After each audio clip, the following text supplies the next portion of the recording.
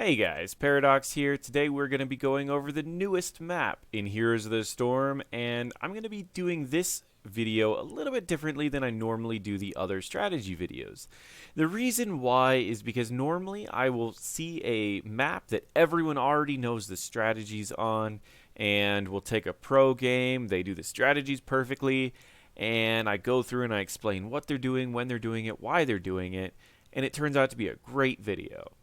The challenge is that because we were still learning the map and learning the objectives and creating the strategies as we were going along, as long as we were watching other pros and seeing what strategies they had as well, it was a little bit more difficult to watch one single game and catch all the different strategies of the map. So instead of the regular video, we're going to be doing clips with a variety of different strategies, and at the end we will summarize all of them that we covered.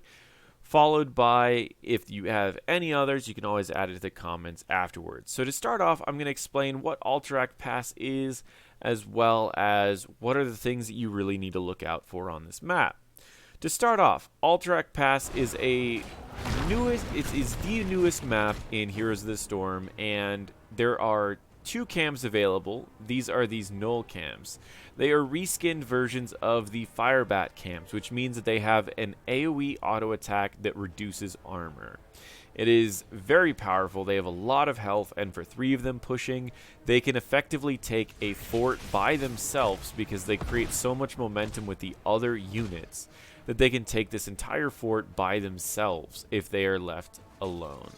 They are very strong. Not only that, we've been using them defensively if the enemy is getting the objective, which we'll explain that a little bit later. The objective that spawns are these little areas where they take the enemy side capture, like they capture the enemy side unit, right? And the unit that they capture, you need to go to the enemy side and you need to unlock them. You do not need to keep the channel on yours. For example, say you channel the enemies and the enemy channels yours, they will both time down until one person gets it. There is no benefit for channeling time other than getting the entire thing completed. Unlike Braxis, where one person could channel 80% of it and then the other team could channel 100 and both teams got value out of that, if you channel 99% of it and the other team channels 100, you get nothing. Nothing at all. So that is the objective. The objectives also have pretty unique mechanics as they summon these units that will defend against it. And during the objective, if you kill the units and take it, then the units will respawn and they will try to take it back. So you have to constantly be defending against these units, as well as other players can channel to take it back as well. If you begin to channel as a player, it pauses the time. However, if you channel as just these units, it doesn't pause the time until the units completely take it back. It's a really unique objective, and what we found is it's usually best to stall it out as long as possible, likely taking out a little bit of the health of these units as they don't respawn health. So lowering the health of these so they're easier to take later is a nice tactic for the beginning, as well as just playing it a little safe, trying to let it go on for a little bit longer, as it is a very powerful objective. Speaking of how powerful the objective is, we are going to move into the different strategies of this map and cover a variety of these. And they will be clips from a variety of different games, mostly of the same games that were done today, but some of the games that were done in the PTR. Overall, this is a very complex map, and the objective is extremely powerful. So you'll notice that I put a lot of emphasis on getting that first objective in the game. We found that the best strategy for pushing with the objective is to try to get the front walls down a little bit in one of the lanes. And when you get the front walls down, we usually find it best to get the front walls down in 2 lanes, because then it's harder for them to predict where you're going. If you do this, followed by putting every single person in the same lane except for one other person, usually someone who has a decent amount of damage on their own, or someone who has a global who can jump to the team if needed. This strategy of 4-0-1 is what we call it. 4 in one lane, 0 in the middle, and then 1 in the last lane. This strategy is so integral to utilizing this objective to the point that you win the game that it's so powerful. So we're going to show you this game, and I'm just going to show you how strong this strategy is. So Dahaka decides to just kind of hang out. Decides to pick a different one to push in because he doesn't want to deal with the choke all that's up here. And watch this 4-man that goes down here, and you can see how fast they drop everything. So even after this is destroyed and Cho'Gall starts heading down to another lane, what's happening is they can't even get this to even half health before they've taken an entire keep off of the first objective of the game. And it's because of this strategy of 4-1, and it's all about predictions. You see, if Cho'Gall would have went to defend against this, it would have been fine. Except the problem is the second that Cho'Gall sees that they're there, even if they recall, they're already down half of a keep's health by the time the Cho'Gall would even gotten here. Which is why this strategy of doing a 4-0-1 is so powerful, because what happens is, even if they send everyone to defend up here, Dahaka would have taken this fort for free, and they still would have gotten this fort because of the objective, while middle would have been undefended, which means that middle also would have gone down, meaning you either get a fort and a keep with this method, or you get 3 forts with this method. It works every single time, unless the enemies decided to go with a different method of defending, like getting a camp to counter it, or to possibly getting a aggressive push, or stopping them from getting these front walls. But if you can get these front walls before the objective is picked up and do this 4-0-1 technique, it's either guaranteed triple fort or guaranteed keep. You choose, you decide, and the enemies have to barely hang on because of it. It's a very, very powerful pushing technique. Sometimes it's not best to get the objective as soon as it spawns. In this case, the objective is going to be spawning right here in the middle area, and I'm going to just fast forward through a good chunk of this game. We decide that we need to save the fight for quite a while because we're trying to hit a specific power spike, and this objective is pretty easy to stall because all you have to do is keep poking and staying alive. So you don't really need to go for anything too early. So we have a power spike, we go for something, and then we just defend against the enemies for a little bit. And we simply stall the objective for as long as possible. And because the objective is so powerful in this map, this allows us to hit the power spikes that we need to. In fact, this game goes all the way to level 15 or 16 before the first objective is even picked up, which can make it a kind of an interesting game, because if you wanted to draft for a more late game team comp, you could, as long as you made sure to delay it as long as possible. In this case, we were able to do that. Both teams went for a more late game comp, and we were both able to delay each other from ever getting the objective. So sometimes understand when your power spike is, because not only is it a powerful objective, but it's a very difficult objective to get on your own.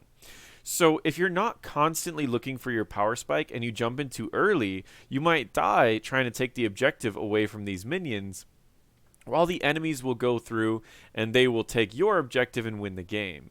So making sure that you have the power spike and you know you're going to be winning the fight, and set up plans. Don't just go for the objective whenever it's available. Set up a plan, stall for your objective, and soak until you have a lead on the enemies, and then go for the objective. If you find yourself in a situation where your team has already lost a few members and you don't feel like you're going to be able to contest the objective, instead start working on a camp. This camp is a very interesting camp because it reduces armor, as well as it can just be a very powerful camp in general. And then simply hold on to the camp. This is something that is a pretty good strategy at defending against the objective, because he knows for sure that he can't contest them. They've got 3 people there. They have an Abathur who can jump there. They possibly have the Ragnaros who's nearby. So there's no way that a Thrall and a Vikings can handle this group at the moment. So what he decides to do is he's like, nope, you know what? I'm simply going to hang out, and I'm just going to wait until the objective spawns. And once the objective spawns, I'm going to pick up the camp. And now we can watch as this camp deals with the middle lane of the objective so they can focus on another area. So the camp pushes forward and it reduces the armor of the enemy, and you can see they quickly burn it down with the reduced armor. And the other objective hasn't even reached the keep yet, which means that not only can they kill that off, but they can quickly get down to their team in time for it to reach the keep.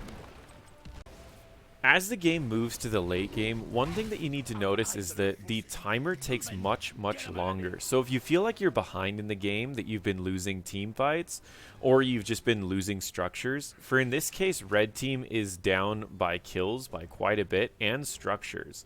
So what they decide to do is take a risk. They're going to lose this team fight if they stay in here. So what they do instead is they decide to go for a boss play. Now, the great part about this is it's going to take the enemy team 50 seconds from them to get the objective. And in that 50 seconds, you have time to clear the boss with most team comps. They don't even have Jaina with their team at the moment, and if Jaina was there, they could definitely clear it very quickly. So, as you can see, even though they grab this objective, the boss is almost gone. And they are able to clear the boss and still join back into the team fight with a lot of time to spare. Because the objective on this map gains 5 armor for every hero in its aura, one powerful hero for this map, despite the fact that he's not exactly meta at the moment, is Samuro. Samuro not only gets a lot of buffs from the fact that he's in here, meaning all of his crit damage, but you can see the amount of armor that he adds to this. Despite the fact that their team is split up, as they've got one person mid, one person bot, they still have the full 25 armor as if they had the entire team of 5 there. You can see he's tanking these tower shots and almost taking no damage from them, allowing them to quickly take a fort, getting all the crit damage from Samuro and 20 armor, making this objective stay a lot longer than it normally would by simply having a Samuro in the area. Drafting for high mobility can make it really nice because as you're moving around these pools, you can see that everyone starts getting a lot slower if you turn around in these. So drafting for someone who can quickly dash over these makes it to where you won't get slowed and you can focus more on getting the objectives. So at the end of the day, what do you really want to focus on? What is the big part that's going to get you this game? We've gone over a variety of techniques and different tools, a lot of information, and what do you do with all of this information? To start off, the biggest thing that you should get out of this video is that this objective is a very powerful objective. And the higher chance of winning the game comes down to if you won the first objective. So I usually recommend drafting people who have a high chance at winning this first objective, people with early power spikes, like a Chromie or a Varian who get their ultimate abilities before level 10, possibly even a Tracer. This way you have a higher chance of getting kills early game, a higher chance of winning the first objective, and this first objective pushes so powerfully that you'll likely be a few levels ahead of the enemies by the next objective, making it a lot easier to win all the rest of them. So simply snowballing this map is how you win the game. Drafting so that you have a higher chance to win the first objective is very important. If you happen to have had trouble drafting in that particular sense and the enemies did draft for an earlier game, what you want to do is start utilizing the camps to make it to where it's easier to deal with the objectives. When you lose an objective, grab a camp before you completely lose the objective so that when the objective pushes all the way through, your camp will deal with it here, giving you more time to take out the other objectives and deal with it without needing to lose too much. Another thing is, if you're planning on having a longer game, then you're going to want to draft some people who have a lot of single target damage, like someone like Azul Jin, who can take out the objective very quickly in lanes that the enemies might not be pushing in. Someone with a decent amount of wave clear, like a Ragnaros, is also very powerful because they can clear up waves quickly and move to other lanes, making it to where your team doesn't need to focus so much on the massive minions that is going to be spawning, but more on the objective itself. The camps and the boss are very powerful on this map, and the boss can be an easy pickup late game just because how long the objective takes to pick it up, as well as the fact that it can be pretty easily cleared by a smaller amount of people as it doesn't do quite as much damage as some other maps. Drafting for globals or global pressure heroes like Ragnaros or Abathur is also very important just because this map is so large that you can get a lot of value off of drafting these heroes. Having a solo lane is imperative, but you may also find benefits of having 2 different solo lanes, so you can focus on pushing in a certain area or sneaking bosses or camps whenever you need to. That is Alterac Pass, as well as the strategies that come down with Alterac Pass.